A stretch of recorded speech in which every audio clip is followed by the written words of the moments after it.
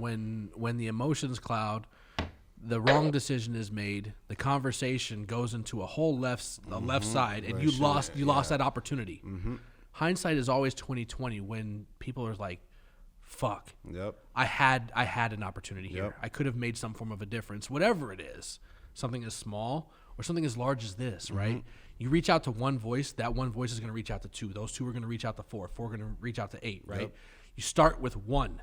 If you can get the 1 and you've grasped that attention, make the best of it. Yeah. Lower the emotions, speak facts, and have the conversation. Yeah. I mean, there's no argument. I don't feel that any argument is ever really won without a calm conversation, right? But you have to put those emotions in check again. Yeah. And as a people, that's almost damn near impossible.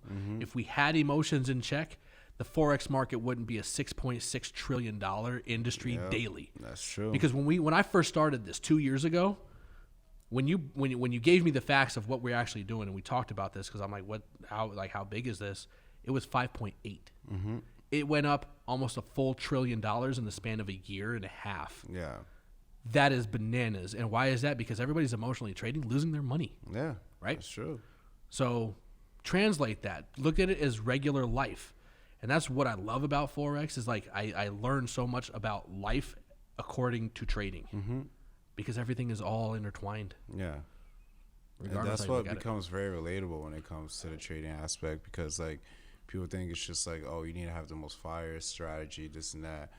You know, no, you need to learn how to relate to the same concept of like how you live life. Like it's the same concept. Like, you know, how you deal with, you know, tough times. It's the exact same way how you're going to deal with being in a tough trade. When is the right time to close? When is the right time to secure your profit? It's the exact same scenarios. You know that that's a bad decision, or you know that's a decision that's going to help you. It's the same concept.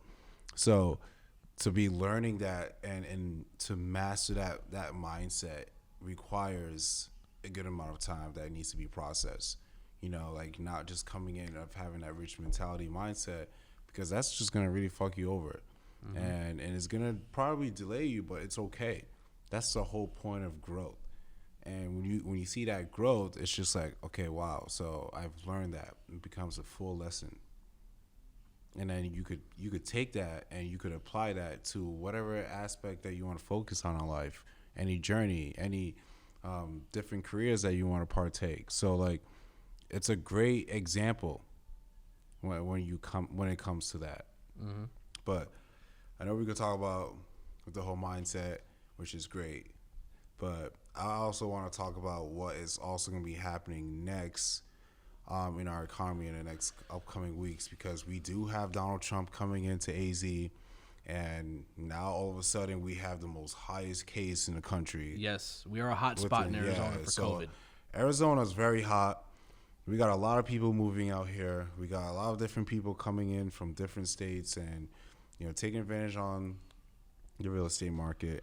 You know, taking advantage on that we're open. You know, the nightlife is back.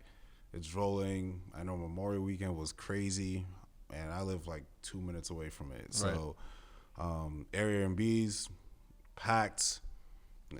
There was like no houses or like where you could even rent. It was just on a whole nother level. So what I see going on, I just don't see a lot of people voting during these tough times. Like, nobody cares.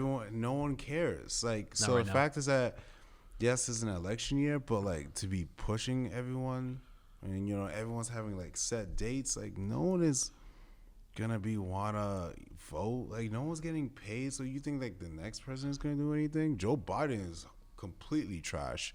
You know, Joe Biden, I'm sorry. No. I said we're screwed either way. Yeah, we're screwed either way. Like, you know, Donald Trump, he's 50-50. Like, you know, like sometimes he makes a good decision, sometimes he makes a worse decision. Like, but honestly, it is going to come down to the fact is that who they're going to really able to control the best.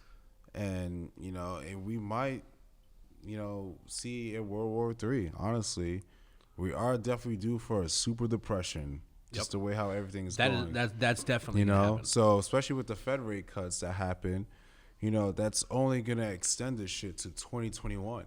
2022. Yeah, 2022. They're keeping the rates at 0%. Yeah, which is gonna cause the IRS, you know, to keep funding printing more money, and that's gonna devalue our dollar so bad that it ain't gonna mean shit. Yep. What Donald Trump wanted at the beginning of his term happened at the end of this term. Yeah. Now, where I say we're screwed either way is because either one, Donald Trump is gonna strain the relationship between us and China so much that some shit is gonna go down. Yeah. Or Biden is going to take office and he's going to bow down to China. That's what tends to happen. Yeah. So look at the past previous presidents. Yep. Have always kissed ass and, you know, and just be like, yeah, you know. So it's just like, there's a reason why they are actually the facade of us being the number one superpower in the world is fake. The number one superpower is China, and I've been saying this. They own us as much as nobody wants to believe it. Yeah, it's like we can't go around about it. You know,